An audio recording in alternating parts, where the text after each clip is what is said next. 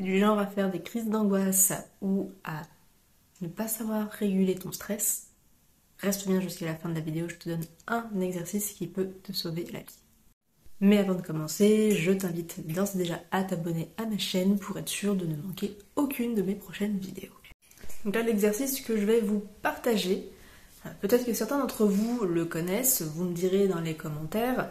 En tout cas, il a l'avantage de pouvoir être pratiqué n'importe où, n'importe quand, parce que bon, les crises de panique, ça ne prévient pas. On n'a pas forcément tous des petites potions sur nous, comme les fleurs de Bach, par exemple, qui sont très utiles, mais voilà, encore faut-il les avoir dans le sac à main. Pareil, quand on a du genre à stresser, que bon, on sent que ça monte, on n'est pas forcément là au stade de la crise d'angoisse, mais on n'arrive plus à gérer notre stress, ça nous arrive tous à un moment donné. Bon, et ben là, qu'est-ce qu'on fait si on n'a rien sous la main? En plus, l'exercice que je vais te partager a de nombreux bienfaits sur l'organisme, en plus de pouvoir gérer ta crise de panique et ton stress. C'est un exercice qui te défatigue, donc tu peux même le faire dès le réveil. Comme ça, c'est un exercice qui te prend 5 minutes, tu verras, et ça va te permettre de réveiller ton corps et de mieux émerger finalement. J'avoue que ça marche parce que alors, moi je suis pas du tout du matin. Ça va aussi améliorer ta digestion, ça va masser ton foie et donc ça va déstocker le sang et les toxines qui stagnaient dans ton foie, donc c'est tout bénéfique pour toi. Ça va améliorer aussi ta concentration, ta mémorisation, donc si jamais par exemple tu es étudiant, ça peut être un exercice très pratique.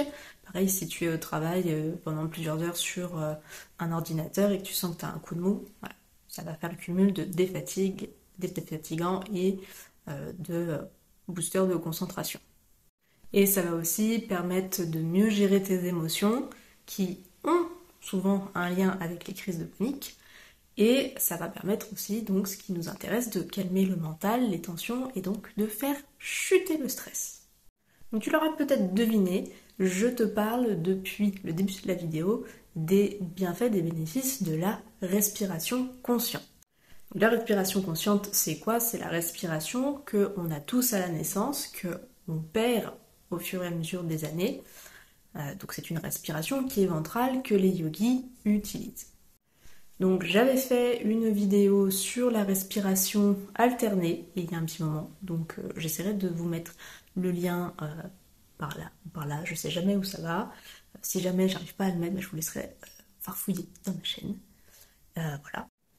Donc c'est un exercice que tu peux faire, effectivement, la respiration alternée. Moi je vais plutôt t'inviter à faire comme exercice ce qu'on appelle de la cohérence cardiaque. Donc la cohérence cardiaque, c'est un exercice que tu peux faire plusieurs fois par jour et notamment en cas de crise d'angoisse ou de stress qui devient débordant et handicapant. Tu vas inspirer. Donc tout se fait avec le ventre. Donc quand on inspire, le ventre va gonfler. Donc ça va te faire comme un œuf.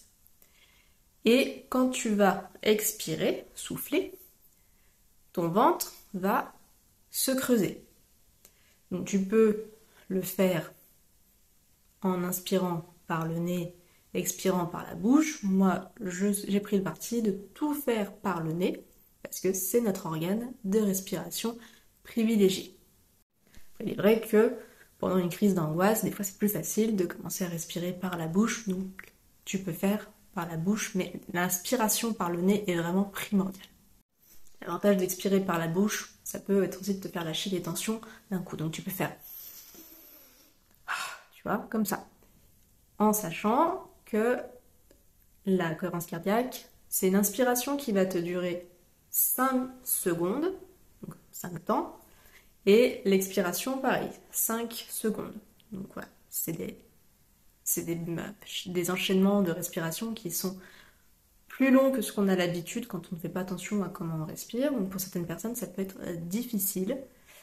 L'expiration pour certaines personnes est difficile, pour d'autres personnes c'est l'inspiration qui est difficile, pour ma part moi ça va être l'expiration, mais plus tu vas le travailler et mieux ça va aller et ça va prévenir au fur et à mesure que tu le fais les crises d'angoisse et le stress, tu vas arriver à le réguler naturellement.